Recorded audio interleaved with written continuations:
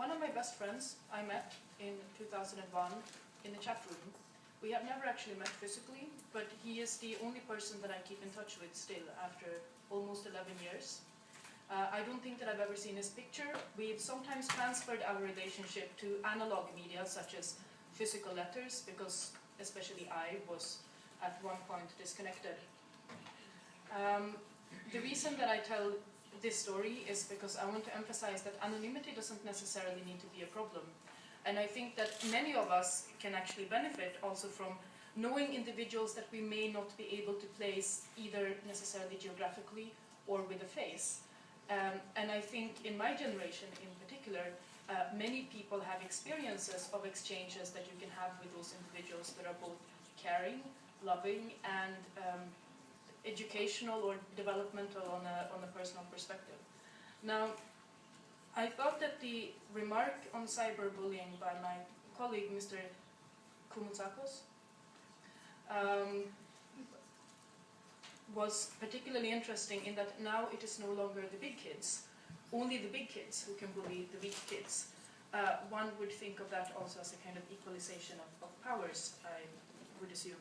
But in my country, Sweden, we've had a recent big discussion about something we call net hatred. These are antagonistic emails sent towards journalists or other people in the public debate. And me being a deputy of the European Parliament, I also receive sometimes angry emails from people who feel disempowered or out of control and somehow want to allocate responsibility for this feeling of lack of empowerment.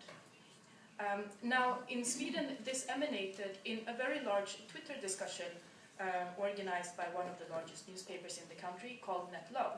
And it turned out actually 400,000 people participated in a single-day activity to make tweets about how much we as a society appreciate each other as individuals and what people we would like to hold forward as good examples for the rest of society. And that is considerably more people that are willing to share their positive experiences and love than are able to express hatred.